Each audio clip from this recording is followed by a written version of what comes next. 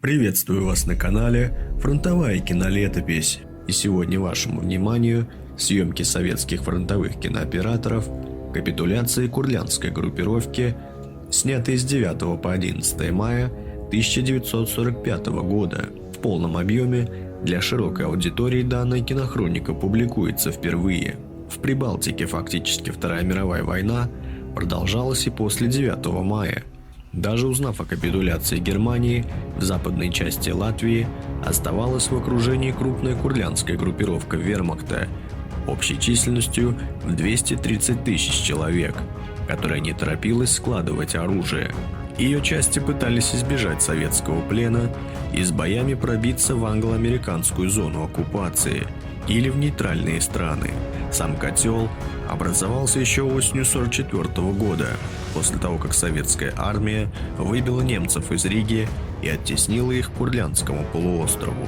Красная армия 6 раз пыталась взломать немецкую оборону в Курляндии, но всякий раз безуспешно. Впрочем, в полном смысле слова это не было котлом, так как блокированные немецкие войска продолжали удерживать значительную часть Балтийского побережья, благодаря чему долгое время снабжались по морю, сохраняя сообщения с основными силами вермахта. Но к маю 1945 года безнадежное положение курляндской группировки стало еще более отчетливым. Уже покончил с собой Адольф Гитлер, был взят Берлин, а германское командование все еще строило планы переброски морем курляндской группировки на территорию Германии. Но большинство немцев в Курляндии уже думали только о личном спасении. 8 мая командующий группой армии Курляндия генерал Хильперт в Везере подписал акт о безоговорочной капитуляции подчиненных ему войск. В 23 часа 8 мая боевые действия на территории Латвии официально были прекращены, но капитуляция фактически растянулась на несколько дней. Всего перед войсками Ленинградского фронта Говорова капитулировали 42 генерала, 8038 офицеров и 181 032 солдата и унтер-офицера. Интересен тот факт, что немцы сами приезжали и сдавали бронетехнику с присущей им педантичностью, заранее выстроенную ровными рядами. На этих кадрах командир 417-й стрелковой дивизии генерал Федор Михайлович Бобраков принимает пленных из дивизии 16-й немецкой армии. В качестве трофеев советским войскам достались 325 танков и самоходных орудий, более 2000 орудий и минометов, более 6000 автомобилей и тягачей, 136 самолетов. Зачастую Курляндию называли лагерем вооруженных военнопленных. Бежать им всем было, в общем-то, некуда. Имеющийся тоннаж транспортного флота не позволял перевести даже 1/4 часть группировки, и эвакуация могла бы затянуться на недели. Это, собственно, и стало одной из причин того, что группа армии Курляндия не была вывезена морем. Немцы смогли эвакуировать всего 11,5 тысяч человек из Лиепая и 5,5 тысяч в Вентспилсе.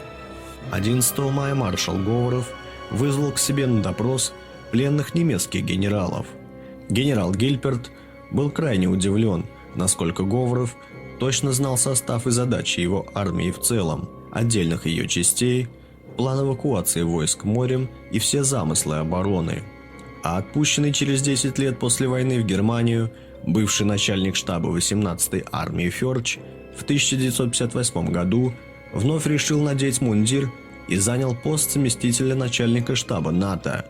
По этому поводу генерал армии Попов, принимавший по поручению маршала Говора капитуляцию Фёрча в мае 1945 года, напомнил ему о разговоре, который состоялся у них в тот день. «Вы убедились в бесплодности всяких походов на Россию. Теперь вы, наконец, расстанетесь с нелепой мечтой о пространствах на Востоке». На что Фёрч ответил, что даже если когда-нибудь мы, немцы, поднимемся и вновь станем государством, не только себе, но даже детям своим запрещу думать о походах на Россию. Но все же, несмотря на объявление безоговорочной капитуляции, отдельные подразделения группы Курляндии продолжали оказывать сопротивление советским войскам. Только к 16 мая были подавлены все крупные очаги сопротивления противника. Тем, кто не хотел сдаваться в плен и не успел попасть на последние уходившие из Курляндии конвои, не оставалось ничего другого, кроме как уйти в леса и пробиваться в Восточную Пруссию. Прорваться из Курляндии в Восточную Пруссию стремились в основном бойцы из СС. Так крупный отряд эсэсовцев, насчитывающий порядка 300 человек, был уничтожен советскими войсками 22 мая 1945 года. Несомненно, можно говорить о том, что в Курляндии прозвучали последние выстрелы Великой Отечественной войны. Всех хочу поздравить с праздником весны и труда, пожелать здоровья и прекрасного настроения. Смотрите наш канал.